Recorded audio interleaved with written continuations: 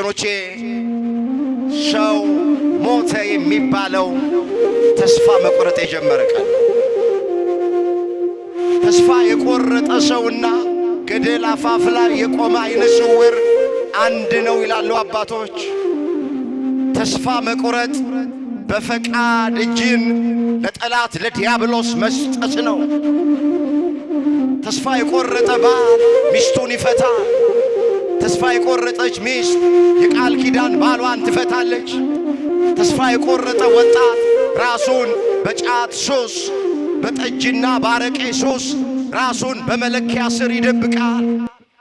አንዳንዶች ወደው እንዳይመስላችሁ ራሳቸውን በገመድ እያንጠለጠሉ የሚገድሉት ተስፋ ሲቆርጡ ነው። ተስፋ መቁረጥ እጅግ ከባድ ነገር ነው። ባካችሁ እግዚአብሔር ትናንት ያደረገውን ነገር እናስተው። ዛሬ በሚሆነው ነገር ተስፋ እንቁረጥ፣ አንጨነቅ። ትናንት እግዚአብሔር ከስንት ከባድ ነገር እንዳወጣን እናስተው።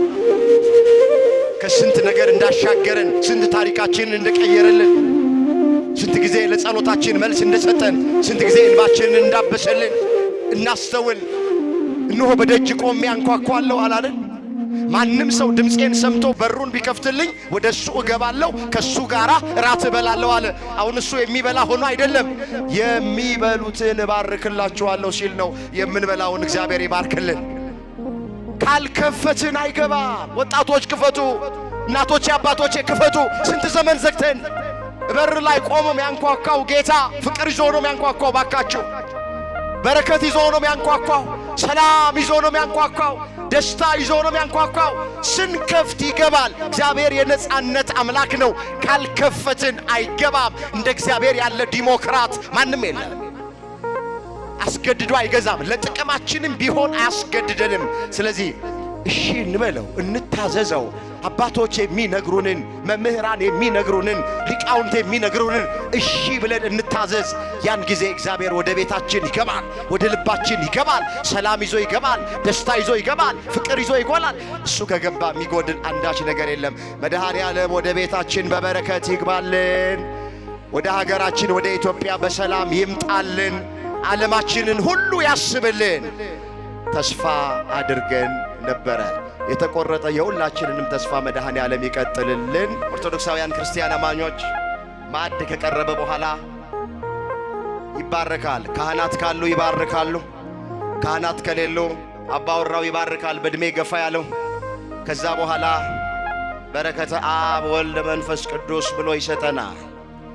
ያችን ቁራሽ እንቀምሳታለን። ይሄን የተማርነው ከክርስቶስ ነው። ቤተ ክርስቲያኗ የምትገርም ቤተ ክርስቲያን ናት።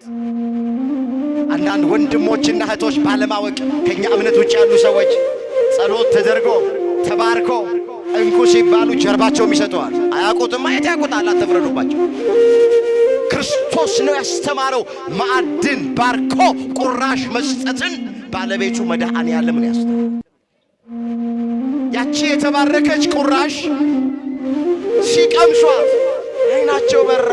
የተባረከ እንጀራ ወገኖቼ አይንን ያበራል። አሁንም የልባችንን አይን እግዚአብሔር ለሁላችንም ያበራልን። ተስፋ አድርገን ነበረ። እንግዲህ ንግግሩ ተስፋ የመቁረጥ ንግግር ነው። አንድ ሰው ይሆንልኛል ብዬ ተስፋ አድርጌ ነበረ ካለ አልሆነለትም ማለት ነው። ተስፋ ቆርጧል ማለት ነው። ይሰው በደንብ እንድሰሙን እንፈልጋለን። ይደረግልኛል ብዬ ተስፋ አድርጌ ነበረ ካለ አልተደረገለትም ማለት ነው። ሰውየው ተስፋ ቆርጧል ማለት ነው። አገኛለሁ ብዬ ተስፋ አድርጌ ነበረ ካለ አላገኘም ማለት ነው። ስለዚህ ንግግሩ ተስፋ የመቁረጥ ንግግር ነው። ይህን በርስነት ያነሳነውን ቃል የተናገሩት ከኢየሩሳሌም 60 ምዕራፍ ወይንም ወደ 12 ኪሎ ሜትር አካባቢ ጉዞ በማድረግ ላይ የነበሩት ሉቃስና ኒቆዲሞስ የተናገሩት ቃል ነው። ከክርስቶስ ጋር አብረው እየሄዱ ነው በመንገድ ተስፋ አብሯቸው ያሉ መምህራቸው አምላካቸው ጌታቸው አብሮ ከነሱ ጋር እየሄደ እነሱ ግን ተስፋ ቆርጠው ነበረ። ወገኖቼ ሰው ሞተ የሚባለው ተስፋ መቁረጥ የጀመረ ቀን ነው።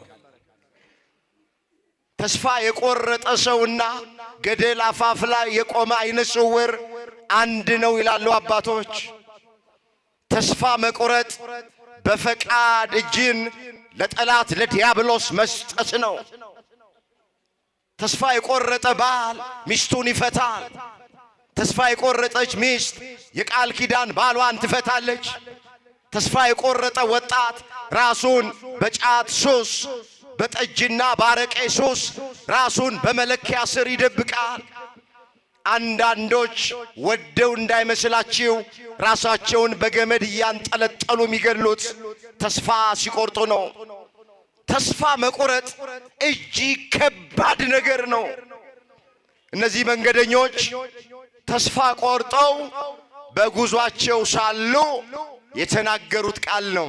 እስኪ ጥቂት ወደ ርዕሳችን መሰረታዊ ሐሳብ መምጣት ይቻለን ዘንድ አንድ ታሪክ ሁላችን የምናውቀው ላስታውሳችሁ። ሳምንቱ እሱ ስለሆነ ነው እያየሁት ያለሁት።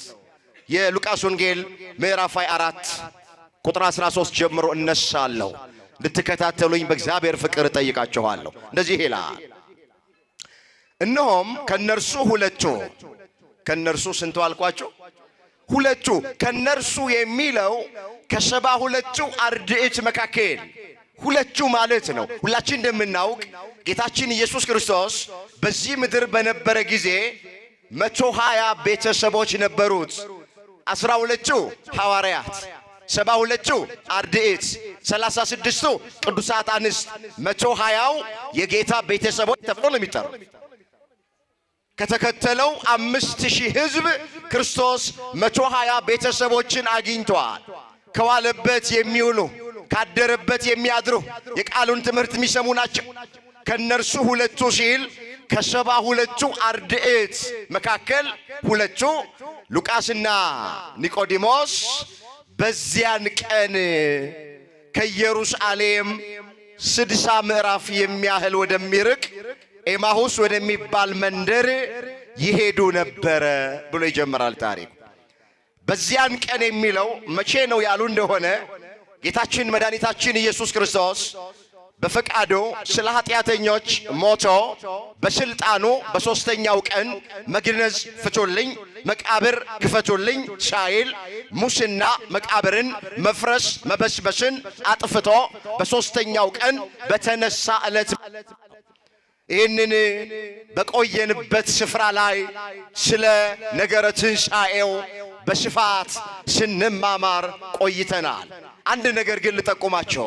የትንሣኤ በዓል የበዓላት ሁሉ በኩር፣ የትንሣኤ በዓል የበዓላት ሁሉ የበላይ ነው። ዛሬ የተሰበሰብነው ትንሣኤ እንዳለ ስለምናመን ነው። ወገኖቼ ሰው ሞቶ ፈርሶ በስብሶ የሚቀር ቢሆን ኖሮ ከሞት በኋላ ሕይወት ከመቃብር በኋላ ትንሣኤ ባይኖር ኖሮ ጾም ምን ይሠራል? 3 ሰዓት ቆሞ ማስቀደስ ምን ይሠራል? አብያተ ክርስቲያናት ለምን ይታነጻሉ? ከዚህ ተነስተን ግሸን ማርያም፣ ደብረ ሊባኖስ፣ ዝቋላ አቦ፣ አክሱም ጽዮን ለምን እንሄዳለን? ትንሣኤ ባይኖር ሞተን ብንኖሮ ተቀብረን ቀር ኖሮ ከሞት በኋላ ሕይወት ባይኖረን ከመቃብር በኋላ ትንሣኤ ባይኖረን ሁሉ ነገር ከንቱ ነበረ። ንስሐ መግባት አያስፈልግም ነበረ። ጽድቅ ስሩ ብላ ቤተ ክርስቲያን እኛን ባልሰበከችን ነበረ። ሕይወታችን ትርጉም እንዲኖር ያደረገው ግን የክርስቶስ ትንሣኤ ነው። እሱ እንደተነሳ ደግሞ እኛም መሞታችን አይቀርም። ሁላችንም እንሞታለን። የጊዜ ጉዳይ ነው። ሞተን ፈርሰን በስብሰን አንቀርም፣ እንነሳለን። የትንሣኤያችን በኩር የድንግል ልጅ አማኑኤል ነው። ክብር ምስጋና ለስሙ ይሆን። ከፍ አድርጋችሁ አመስግኑ። ተስፋ ትንሣኤን አዎ እሱን አርቀን አሻግረን እያየን ነው ምንኖረው።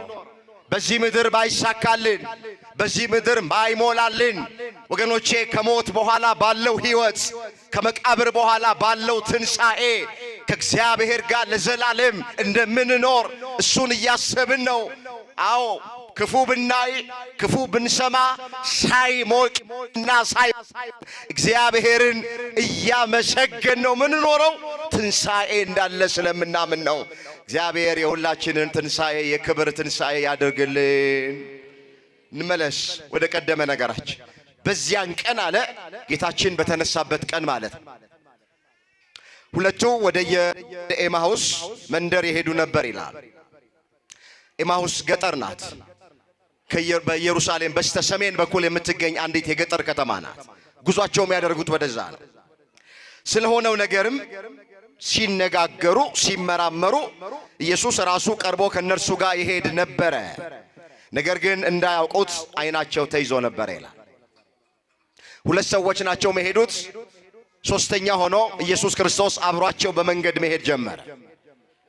ሲነጋገሩ ሲመራመሩ ምንድነው የሚነጋገሩ ስንል በዕለተ ዓርብ ስለሆነው ነገር በኢየሱስ ክርስቶስ ላይ አይሁድ ስላደረሱበት ነገር ነው የሚነጋገሩት። ሌላ አይደለም ወሬያቸው። መንገድ ላይ በግፍ ፈረዱበት፣ በሐሰት ወነጀሉት፣ በመስቀል ሰቅለው ገደሉት፣ ጎኑን በጦር ወጉት፣ እጆቹን በሚስማር ቸነከሩት፣ የሾህ አክሊል ደፉበት፣ ስጋው አልቆ አጥንቱ ነጭ በረዶ መስሎ እስኪታይ 6666 ጊዜ በጅራፍ ገረፉት፣ ይሙት በቃ ፈረዱበት ብለው በዕለተ ዓርብ በክርስቶስ ላይ ስለደረሰበት ነገር እነዚህ ሁለት መንገደኞች ልባቸው እየተቃጠለ እየተነጋገሩ ይሄዳሉ በመንገዳቸው ላይ።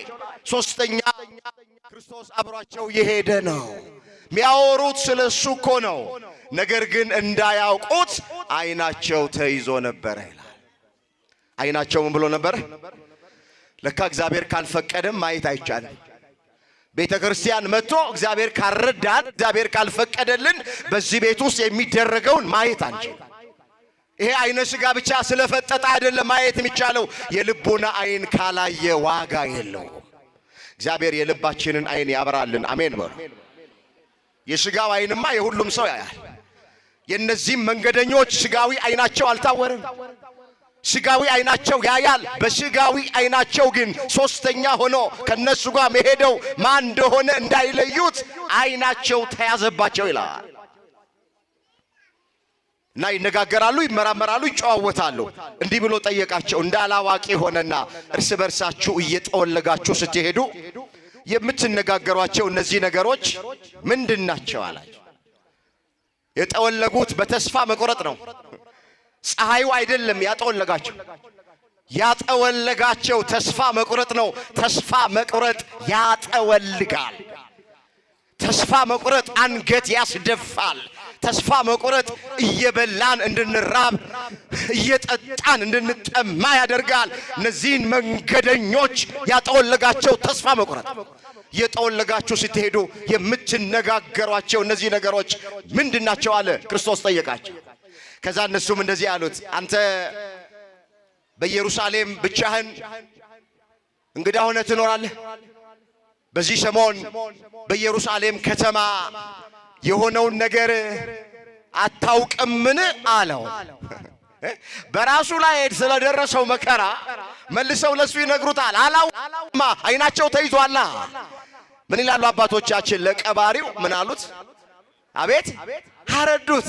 አሁን ቀብሮ ለመጣ ሰው ማርዳት ይቻላል እንዴ? ቀብሮ ለመጣ በዓይኑ ላየ ምስክር መሆን ለሚችል ለሌላ ሰው ማርዳት ለሚችል ሰው በክርስቶስ ላይ የደረሰውን ነገር መልሰው ለክርስቶስን ይነግሩታል። የዮሴፍን ሞት ለዮሴፍ እንዲሉ አባቶች፣ አንተ እንግዳ ነህ ወይ በኢየሩሳሌም? በዚህ ሰሞን የሆነውን አታውቅም አሉት። እሱም እንደዚህ አላቸው። ምንድነው አላቸው። እነርሱም እንዲህ አሉት፣ በእግዚአብሔርና በሕዝቡ ሁሉ ፊት በሥራና በቃል ብርቱ ነቢይ ስለነበረው ስለ ናዝሬቱ ስለ ኢየሱስ ክርስቶስ ነው አሉት። ኢየሱስ ክርስቶስ መሆኑን አያውቁም እነሱ። አራት ነገሮችን አመጡ።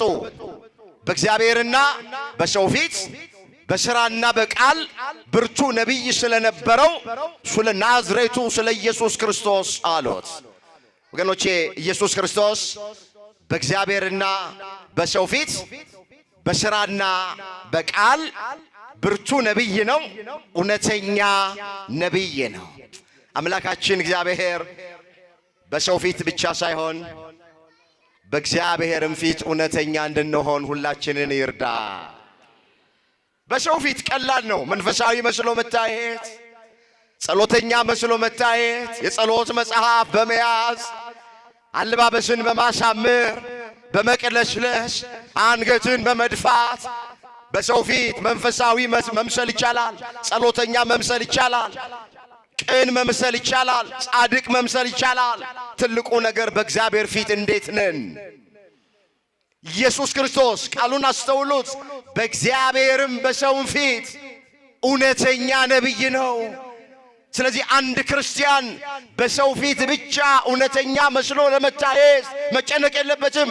ይሄ ድምፅ የሚሰማቸው ኦርቶዶክሳውያን በሰው ፊት እውነተኛ፣ በሰው ፊት ጻድቅ፣ በሰው ፊት መንፈሳዊ፣ በሰው ፊት ጾመኛ፣ በሰው ፊት ጸሎተኛ ለመምሰል አትሯሯጡ። በእግዚአብሔር ፊት እውነተኛ ለመሆን፣ በእግዚአብሔር ፊት ጻድቅ ለመሆን። ለምን? ሰው እንደሚያይ እግዚአብሔር አያየም። አሁን እኔ እንደማያችሁ እግዚአብሔር አያችሁ። እኔ ማያችሁ ፊታችሁን ነው፣ እግዚአብሔር የሚያያችሁ ግን ልባችሁን ነው። ልባችን አሁን ምን እያሰበ ይሆን? ግቡ እስኪ ልባችሁ ውስጥ ምን እያሰበ ይሆን ልባችን? ለምን? ሰው እንደሚያይ እግዚአብሔር አያይም። ሰው የሚያየው ፊትን ነው፣ እግዚአብሔር ግን የሚያየው ልብን ነው። እግዚአብሔር ጉዳዩ ከልባችን ጋር ነው። ስለዚህ ኢየሱስ ክርስቶስ በእግዚአብሔርም ፊት በሰውም ፊት በሥራም በቃልም እውነተኛ ነቢይ ነው። አሁን ብዙ ሰው በቃሉ መንፈሳዊ ይመስላል፣ በሥራ ግን ከባድ ነው። ክርስቶስ ግን በቃል ብቻ አይደለም፣ በሥራ ብቻ አይደለም፣ በቃልም እውነተኛ ነው። እግዚአብሔር በቃል ብቻ ሳይሆን በሥራም ጭምር ክርስትናችን እንዲታይ እንዲነበብ ሁላችንን በቸርነቱ ይርዳል። አባቶች ምን ይላሉ? ከቃል ይልቅ ተግባር ይሰብካል ይላል። እስኪ ከቃል ይልቅ ተግባር ይሰብካል። ምን ይሰብካል? እኔ እዚህ ጋር ስለ ፍቅር ሰብኪያችሁ ልቤ ውስጥ ጥላቻ ካለ ከንቱ ነው። እኔ እዚህ ጋር በቃሌ ስለ ይቅርታ ሰብኪያችሁ ቂም በቀለኛ ከሆን ከንቱ ነው። እኔ ስለ ትህትና ሰብኪያችሁ የለየልኝ ትዕቢተኛ ከሆንኩኝ ከንቱ ነው። ቃል ብቻ አይደለም ክርስትና ማለት ሥራ። ክርስቶስ በቃሉ ብቻ አይደለም በሥራ እውነተኛ ነበር። የቃል ሰዎች ብቻ ሳንሆን የሥራ ሰዎች እንድንሆን መድኃኔዓለም ይርዳን። እንመለስ እንዳይሰፋብን ወደ ቀደመ ነገራችን። በሰውና በእግዚአብሔር ፊት በሥራና በቃል ብርቱ ስለነበረው ነቢይ፣ አዎ ስለ ናዝሬቱ ስለ ኢየሱስ ክርስቶስ ነው አሉት መንገደኞች። እርሱንም የካህናት አለቆች መኳንንቶች ለሞት ፍርድ እንዴት አሳልፈው እንደሰጡትና እንደሰቀሉት ነው። እኛ ግን አሉ እስራኤልን እንዲቤዥ ያለው እርሱ እንደሆነ ተስፋ አድርገን ነበረ። ርዕሳችን ይሄ ነው፣ ተስፋ አድርገን ነበረ። ይህን ሁሉ የተረክነው እዚህ ጋር ለመድረስ ነው። እስራኤልን ነፃ ያወጣል ብለን ተስፋ አድርገነው ነበረ። ለምን? ክርስቶስ በተወለደበት ዘመን እስራኤል በሮም ቀኝ ግዛት ነበረች። ስለሱ እነሱም ያስቡት ክርስቶስ መሲሁ የተወለደው ከሮማውያን ቀኝ ግዛት ነፃ ሊያወጣን ነው ብሎ ነው የሚያስቡት። እስራኤልን እንዲቤዥ ያለው እሱ እንደሆነ ተስፋ አድርገነው ነበረ። በመስቀል ተሰቅሎ ይሞታል፣ በጅራፍ ይገረፋል፣ በቤተልሔም ዋሻ ውስጥ ይወለዳል ብለው አይደለም መሲሁን እነሱ የሚጠብቁት። ከሮማውያን ቀኝ ግዛት አዎ ነፃ የሚያወጣን መሲህ ብለው አሁን ገና እየጠበቁ ነው አይሁድ። እስራኤልን እንዲቤዥ ያለው እርሱ ነው ብለን ተስፋ አድርገነው ነበረ አሉና ዝቅ ብለው ይህን ቃል ተናገሩ። ደግሞም ከዚህ ሁሉ ጋር ይህ ከሆነ ዛሬ ሦስተኛ ቀን ነው። ስንተኛ ቀን ነው? ሦስተኛ ቀን ማለት ጌታችን ሞትን ድል አድርጎ የተነሳበት ቀን ነው።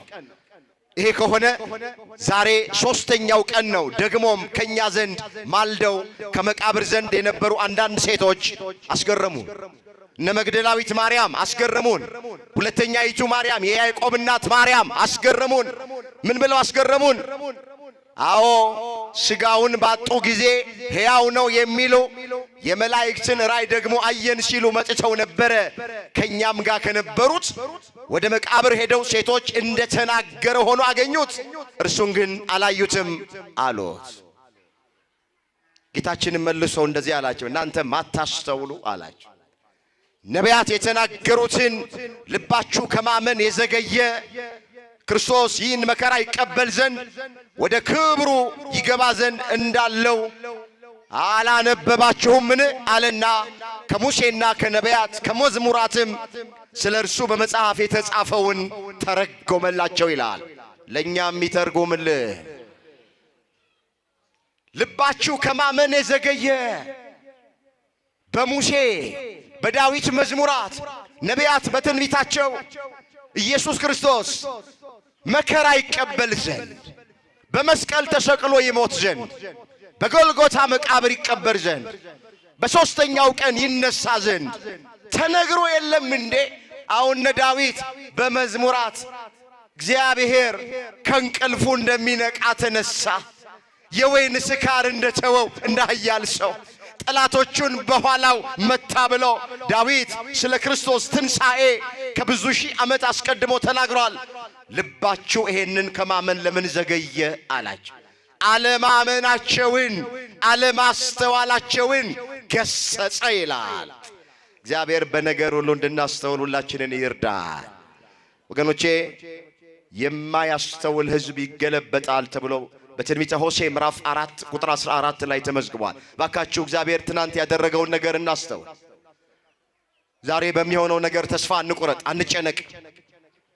ትናንት እግዚአብሔር ከስንት ከባድ ነገር እንዳወጣን እናስተውል። ከስንት ነገር እንዳሻገረን፣ ስንት ታሪካችንን እንደቀየረልን፣ ስንት ጊዜ ለጸሎታችን መልስ እንደሰጠን፣ ስንት ጊዜ እንባችንን እንዳበሰልን እናስተውል። እነዚህ መንገደኞች ትልቁ ችግራቸው አለማስተዋል ነው። በብሉይ ኪዳን በሙሴ መጻሕፍት በመዝሙራት ነቢያት በትንቢታቸው የተናገሩትን ነገር ባለማስተዋል ምክንያት ይሄንን ማመን አቅቷቸው ነበረ። አለማመናቸውን ገሰጸ፣ አለማስተዋላቸውን ገሰጸ። እናንተ ልባችሁ ከማመን የዘገየ ብሎ ገሰጻላቸው። መጽሐፍትን ሁሉ ተረጎመና አስተማራቸው ይላል። ከዚያም የሚሄዱበት ቦታ ቤታቸው ጋር ደረሱ። 12 ኪሎ ሜትሩ አለቀ፣ ተጠናቀቀ። ወደ ቤታቸው ሊገቡ ነው። ፀሐይ ያሽቆለቆለች ነው ያለችው። ፀሐይ ልትጠልቅ ደርሳለች። ለዓይን እየያዘ ነው፣ እየመሸ ነው። የዚህን ጊዜ ምን አሉት እነዚህ መንገደኞች? ቀኑ መሽቷል፣ ማታ ቀርቧልና እባክህ ከኛ ጋር ግባና እደር አሉት። እስኪ ቃሉን አብረን እንበለው። ማታ በሉ እስኪ። ማታ ቀርቧልና ቀኑም መሽቷልና ከኛ ጋር እደር። ከኛ ጋር ምን በል? በቃ እየመሸ ነው። አውሬ ይተናኮልሃል ብቻህን የምትሄድ ከሆነ። ወንበዴ አዎ ያገኘሃል። ስለዚህ ቀኑ መሽቷልና እባክህ ግባና ከኛ ጋር እደር አሉት። የብርሃን ጌታ እንደሆነ ገና አላወቁትም። የብርሃን ፈጣሪ እንደሆነ ሶስተኛ ሆኖ ከነሱ ጋር የሚሄደው ከብርሃን የተገኘ ብርሃን እንደሆነ አላወቁትም እነዚህ መንገደኞች። እባክህ መሽቷል አሉት። እሱ እኮ ጨለማ በሱ ዘንድ እኮ አይጨልምም። የእግዚአብሔር ልጆች ማታ የሚባል ነገር በክርስቶስ ዘንድ የለም እኮ። ግን ገና ስላላወቁት ስለተሰወረባቸው ማታ ቀርቧል፣ ቀኑም መሽቷል፣ ግባና እደር ከኛ ጋር አሉት። የቤተ ክርስቲያን ሊቃውንት መተርጉማን ይህንን እንዲህ ብለው ይፈቱታል። ከኛ ጋር ግባና እደር ያሉበት ምክንያት የሚያስተምራቸው ትምህርት ልባቸውን ስለነካው፣ ልባቸውን ስላቀለጠው፣ ደስ ስላሰኛቸው ትምህርቱ እንዳይቋረጥባቸው ግባና ከኛ ጋር እደር አሉት። ለምን? እነሱም ወደ ቤታቸው ከገቡ እሱም መንገዱን ከቀጠለ ትምህርቱ ሊቋረጥባቸው ነው። ስለዚህ ትምህርቱ እንዳይቋረጥ ምን አሉት? እባክህ ግባና ከኛ ጋር እደር አሉት። አንዳንድ ጊዜ እኛ ቤተ ክርስቲያን መተን አባቶቻችን ቆመው ሲያስተምሩ፣ መምህራን ሲያስተምሩ፣ ሊቃውንት ሲያስተምሩ ሕይወታችንን የሚነካ ልባችንን የሚነካ ከሆነ በቃሉ እየተጽናናን ከሆነ በቃሉ እያረፍን ከሆነ በቃሉ እንባችን እየታበሰ ከሆነ ምን ነው ይሄ ትምህርት ባልተቋረጠ እንላለን። ትምህርቱ እንዲቋረጥብን አንፈልግም። በዚያ መንፈስ ነው ከኛ ጋር እደር ግባ ወደ ቤታችን አሉት። እሺ አለና ገባ። ታሪኩ ሰፊ ነው። ማዕድ አቀረበው። ባርክልን አሉት። ቡራኬ የሚሰጠው ለእንግዳ ነውና ባርክልን አሉት። እሺ አለና ባረከላቸው። ከዛ ቆረሰና ቁራሽ ሰጣቸው። ያቺን ቁራሽ ሲቀምሷት አፋቸው ሲያስገቡ አይናቸው በራላቸው ይላል። ክብር ምስጋና ለአምላካችን ለእግዚአብሔር ይሁን። አይነ ልቡናቸው በራ፣ አይነ ስጋቸው አይደለም። ታውሮ የነበረው ውሳጣዊ አይናቸው የልቡናቸው አይን በራና ሶስተኛ ሆኖ ከነሱ ጋር አብሮ ማን እንደሚሄድ ለዩት። እሱ ወዲያው ተሰወረባቸው።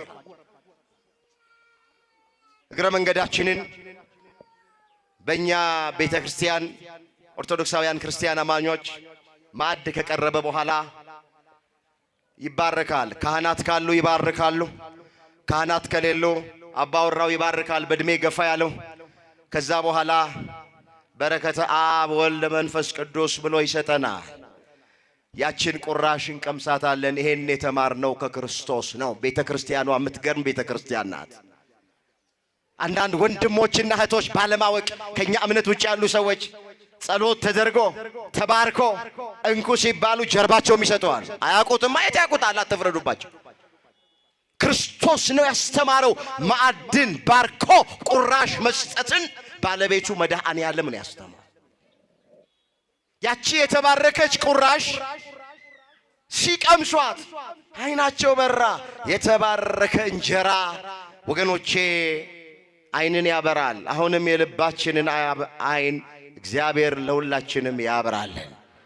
ወዲያው ክርስቶስ ከነሱ ጋር ተሰወረ ይላል። እንዲህም ተባባሉ። ላነበው ፈልጋለሁ፣ አስተውሉት ይህንን ኃይለ ቃል። እርስ በርሳቸው በመንገድ ሲናገረን መጻሕፍትን ሲከፍትልን ልባችን ይቀልጥብን አልነበረምን? ተባባሉ። በዚያችም ሰዓት ተነስተው ወደ ኢየሩሳሌም ተመለሱ። ጠውልገው የነበሩ፣ ተክዘው የነበሩ፣ ደክመው የነበሩ፣ ተስፋ መቁረጥ ውስጥ የነበሩ አሁን አይነ ልቡናቸው ሲበራ ክርስቶስ መሆኑን ሲያውቁ ድካማቸው ጠፋ። 12 ኪሎ ሜትር መጥተው ነበረ ያለ እረፍት። እንደገና ወደ ኋላ 12 ኪሎ ሜትር ተመለሱ። ለምን? ያዩትን የምስራች ለባልንጀሮቻቸው፣ ለወንድሞቻቸው፣ ለ11 ሐዋርያት ለመናገር እንደገና ወደ ኋላ ጉዞ ጀመሩ። ይኸውላችሁ ከክርስቶስ ጋር ስንሆን ከድካማችን መበርታት እንችላለን። ክርስቶስን ስናየው፣ አምላካችንን ስናየው፣ መድኃኔ ዓለምን ስናየው ከድካማችን እንበረታለን። እነዚህ 12 ኪሎ ሜትር ተጉዘው ዝለው ደክመው ጠውልገው የነበሩት ክርስቶስ መሆኑን ሲያውቁና ሲለዩ ልባቸው ሲበራ ድካማቸው ጠፋ። እንደገና ወደ ኋላ 12 ኪሎ ሜትር ጉዞ ጀመሩ። ከክርስቶስ ጋር ስንሆን የሚያደክም ነገር የለም። ከእግዚአብሔር ጋር ስንሆን የሚያደክም ነገር የለም። ከአምላካችን ጋር ስንሆን ጆሮቻችን በሚሰሙት አይኖቻችን በሚያዩት በዓለም ላይ ባለው በሀገር ላይ ባለው በግል ሕይወታችን ላይ ባለው በንግዳችን ላይ ባለው በምንም ላይ ባለው አንደክምም። ከመድኃኔ ዓለም ጋር ከሆነ እሱን ካመንን እሱን ተስፋ ካደረግን ድካም ጠፋ። እንደገና ወደ ኋላ ተመለሱ። አንዴ ልጨርሰው ታሪኩ። 11ዱና ከነርሱ ጋር የነበሩት ጌታ በእውነት ተነስቷል፣ ለስምዖን ታይቶታል እያሉ በአንድነት ተሰብስበው አገኟቸው። እነርሱም በመንገድ የሆነውን እንጀራውን በቆረሰ ጊዜ እንዴት እንደታወቀላቸው ተረኩላቸው። እኛም ተረክ ነው። 11 ሆነው ተሰብስበው ነው ያገኟቸው። ሐዋርያት ስንት ነበሩ ብዛታቸው? አቤት! አሁን አንድ ጎደለ። እግዚአብሔር ከመጉደሉላችንን ይጠብቃል። የጎደለው ማን ነው? ማን የጎደለው? ይሁዳ። 11 ሆኖ ነው ያገኟቸው። 12 ነበሩ። አንዱ ግን የዘላለሙን ጌታ በ30 ብር ሸጠ። የጎረሰበትን ጣት ነከሰ። የታጠበበትን እጅ ረገጠ። የበላበትን ወጨት ሰበረ። መጨረሻውም አላማረም። በገመድ ታንቆ አንጀቱ ተዘርግፎ ማቆ ግንቦት 8 ቀን በጌታ ጥንተ ዕርገት ዕለት ይሁዳ ሞተ። መጨረሻው አላማረም። እግዚአብሔር መጨረሻችንን ያሳምርልን። ይሄ ወላችሁ ትልቅ ምርቃት ነው። ስትጸልዩ መጨረሻዬን አሳምርልኝ ብላችሁ ጸልዩ። ጥሩ ጅማሬ በራሱ ወገኖቼ ጥሩ መጨረሻ ሊሆን አይችልም። አንድ ሯጭ ጥሩ አድርጎ ስለጀመረ ብቻ ወርቅ ሊሸለም አይችልም፣ ሜዳሊያ ሊሸለም አይችልም። ዋናው ፍጻሜው ነው። ይሁዳ ጥሩ አድርጎ ነበር የጀመረው። ከ12ቱ ሐዋርያት መካከል አንዱ ነበረ። በዕለተ ሐሙስ ከእጁ ቅዱስ ሥጋውን ክቡር ደሙን ተቀብሎ ነበረ። ከዋለበት ይውል ነበር፣ ካደረበት ያድር ነበረ። እንደነ ቅዱስ ጴጥሮስ እንደነ ቅዱስ ዮሐንስ እንደነ ቅዱስ ያዕቆብ ያለ ነበረ። ነገር ግን መጨረሻው አላማረም። አሁን 11ዱን ነው ያገኙት እነዚህ መንገደኞች። አንዱ ይሁዳ ጎሎ ነው ያገኙት። ስለዚህ መጀመር ብቻ ቁም ነገር የለውም። ትልቁ ነገር መጨረስ ነው። ጥሩ እንደጀመርን ጥሩ እንድንጨርስ መድኃኔዓለም ሁላችንን ይርዳ። ስለ ትንሣኤው ለ11ዱ በመንገድ እንዴት እንደተገለጠላቸው እንጀራ ቆርሶ በሰጣቸው ጊዜ እንዴት እንዳዩት ተረኩላቸው ይላል። ጥቂት ነገር ከነዚህ መንገደኞች የምንማረውን አይቼ የጠዋት አገልግሎት ስለሆነ ሰዓታችሁ እንዳልወስድ ትምህርቴን ተቀልለዋል። ወገኖቼ ከነዚህ ከኤማውስ መንገደኞች በመጀመሪያ የምንማረው ምንድነው ስንል በመንገዳቸው ላይ ይጫወቱ የነበሩት ስለ ነገረ ክርስቶስ ነበረ። ስለዚህም እኛ ለቅዳሴ ወደ ቤተ ክርስቲያን ስንመጣ ቅዳሴ ያስጨርሰን ወደ ቤት ስንሄድ፣ ጉባኤ ለመካፈል ወደ ቤተ ክርስቲያን ስንመጣ፣ ጉባኤ ጨርሰን ወደ ቤት ስንሄድ፣ 2 እና 3 ሆነን ቁጭ ስንል መጫወት የሚገባን ስለ እግዚአብሔር ቃል። ስለማን ቃል አልኳችሁ? ስለ እግዚአብሔር ቃል። ወገኖቼ በማያገባን ገብተን ዝም ብለን እንትን አንበል። ማያገባን ነገር ውስጥ አንገባ። ጊዜ ካላችሁ በጊዜያችሁ ስለ እግዚአብሔር ቃል ተጫወቱ። መንገደኞቹ የሚያስተምሩን ይሄንን ነው። አስተውሉ። በመንገዳቸው የሚያወሩት ስለ ነገረ መስቀሉ ነበር። በዕለተ ዓርብ ስለሆነው ነገር ነበር። መከራ አደረሱበት። በመስቀል ሰቅለው ገደሉት። የሸዋ አክሊል ደፉበት። ፊቱ ላይ መራቃቸውን ተፉበት። በጨርቅ አይኑን ሸፍነው ትንቢት ተናገር ማን ነው የመታህ አሉበት። ስለ ነገረ መስቀሉ ስለ ነገረ ክርስቶስ ነበር ይነጋገሩ የነበሩት። ስለዚህ እኛም ከነዚህ መንገደኞች ይሄን እንማራለን። በዚህ በኦሪት ዘዳግም ምዕራፍ 6 ቁጥር 4 ላይ የተጻፈውን ቃል አስታውሳቸዋለሁ። እንደዚህ ይላል፣ እኔ ዛሬ አንተን የማዘውን ይህንን ቃል በልብህ ያዘው። በምን ያዘው? መጀመሪያ ቃሉን በልብ መያዝ ያስፈልጋል። እግዚአብሔር ልባችንን በቃሉ ይሙላልን። ለምን መጽሐፍ የእግዚአብሔር ቃል በሙላት ይኖርባችሁ ተብሎ ተጽፏል። እዛ ቆላስይስ ምዕራፍ 3 ቁጥር 16 ላይ የእግዚአብሔር ቃል በሙላት ይኖርባቸው። የማን ቃል? ልቡ መሞላት ያለበት በማን ቃል ነው? እግዚአብሔር ልባችንን በቃሉ ይሙላልን። ልባችን በቃሉ ከተሞላ ልባችን ውስጥ እያወጣ አፋችን የሚናገረው የእግዚአብሔር ቃል። የሁላችሁ ሰው የተሞላውን ነው የሚናገረው። እንዳትፈርዱበት። ፖለቲካ የተሞላ ሰው በልቡ አፉ ሁልጊዜ የሚያወራው ፖለቲካ ነው።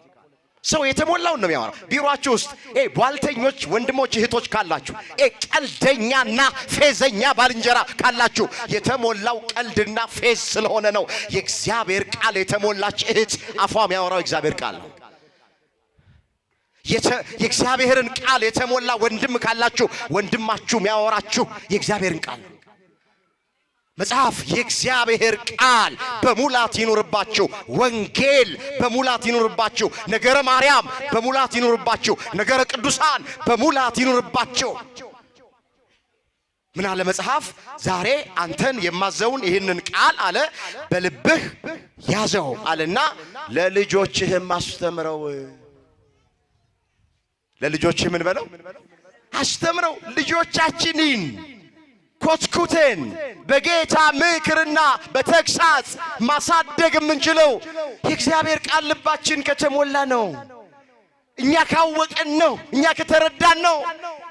እኛ ካላወቅን፣ እኛ ካልተረዳን ልጆቻችንን ማሳደግ አንችልም። ስለዚህ ምን አለ? ለልጆችህ አስተምረው፣ በቤትህ ስትቀመጥ፣ በመንገድህ ስትሄድ፣ ስትተኛ፣ ስትነሳ ቃሉን ተጫወተዋል። መንገደኞቹ ይጫወቱ የነበሩት የእግዚአብሔርን ቃል ነው። አያችሁ? በመንገድ ስትሄድ፣ ስትተኛ፣ ስትነሳ ቃሉን ተጫወተው። እኔና እናንተ በመንገድ ስንሄድ መኪና እያሽከረከርን ወክ እያደረግን ስለምን ይሆን የምንጫወተው? ቤት ይቁጠረው። ስለምን ይሆን የምንነጋገረው?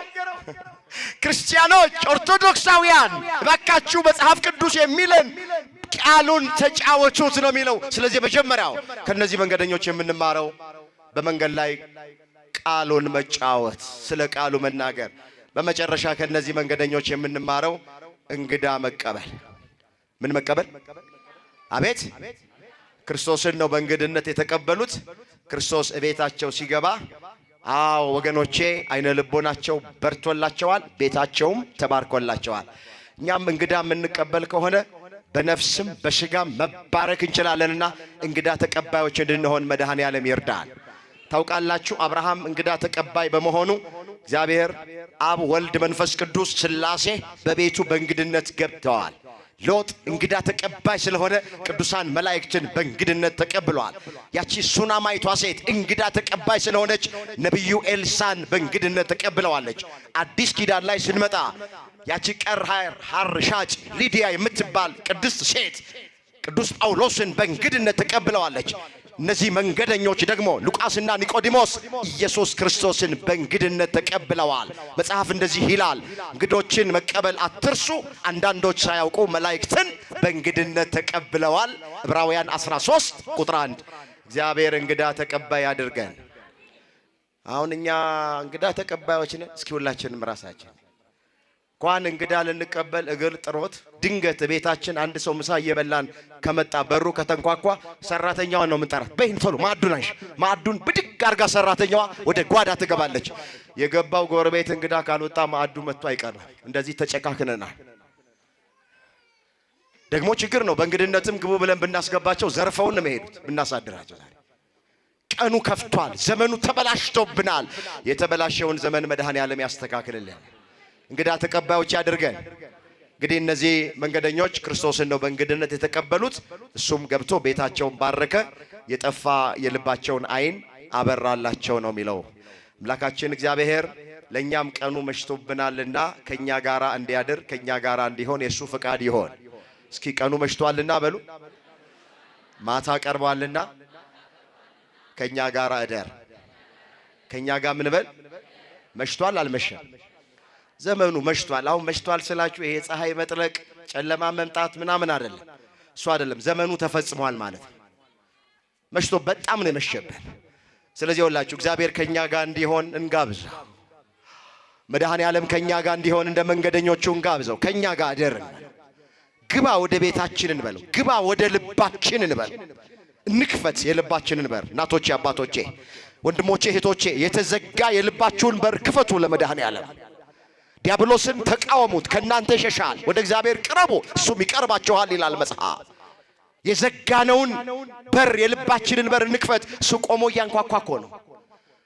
ክርስቶስ በቃሉ የልባችን ደጃፍ ላይ ቆሞ እያንኳኳ እኮ ነው። እነሆ በደጅ ቆሜ አንኳኳለሁ አላለን? ማንም ሰው ድምፄን ሰምቶ በሩን ቢከፍትልኝ ወደ እሱ እገባለሁ፣ ከሱ ጋራ እራት እበላለሁ አለ። አሁን እሱ የሚበላ ሆኖ አይደለም፣ የሚበሉትን እባርክላችኋለሁ ሲል ነው። የምንበላውን እግዚአብሔር ይባርክልን። ካልከፈትን አይገባም። ወጣቶች ክፈቱ፣ እናቶቼ አባቶቼ ክፈቱ። ስንት ዘመን ዘግተን በር ላይ ቆሞ የሚያንኳኳው ጌታ ፍቅር ይዞ ነው የሚያንኳኳው። ባካችሁ በረከት ይዞ ነው የሚያንኳኳው። ሰላም ይዞ ነው የሚያንኳኳው። ደስታ ይዞ ነው የሚያንኳኳው። ስንከፍት ይገባል። እግዚአብሔር የነጻነት አምላክ ነው። ካልከፈትን አይገባም። እንደ እግዚአብሔር ያለ ዲሞክራት ማንም የለም። አስገድዶ አይገዛም። ለጥቅማችንም ቢሆን አያስገድደንም። ስለዚህ እሺ እንበለው፣ እንታዘዘው። አባቶች የሚነግሩንን፣ መምህራን የሚነግሩንን፣ ሊቃውንት የሚነግሩንን እሺ ብለን እንታዘዝ። ያን ጊዜ እግዚአብሔር ወደ ቤታችን ይገባል፣ ወደ ልባችን ይገባል። ሰላም ይዞ ይገባል፣ ደስታ ይዞ ይገባል፣ ፍቅር ይዞ ይጎላል። እሱ ከገባ የሚጎድል አንዳች ነገር የለም። መድኃኔዓለም ወደ ቤታችን በበረከት ይግባልን። ወደ ሀገራችን ወደ ኢትዮጵያ በሰላም ይምጣልን፣ ዓለማችንን ሁሉ ያስብልን ተስፋ አድርገን ነበረ። የተቆረጠ የሁላችንንም ተስፋ መድኃኔ ዓለም ይቀጥልልን። ይበቃናል። ያስተማረን የመከረን የገሰጸን እግዚአብሔር አምላካችን ስሙ ለዘላለም የተመሰገነ ይሁን። ድንግል ማርያም ጣዕሟን ባንደበታችን ፍቅሯን በልባችን ትሳል። ቅዱስ ገብርኤል ለወሩ ሁላችንን ከቁጥር ሳያጎለን ያድርሰን። የሁላችንን መጨረሻ እግዚአብሔር ያሳል።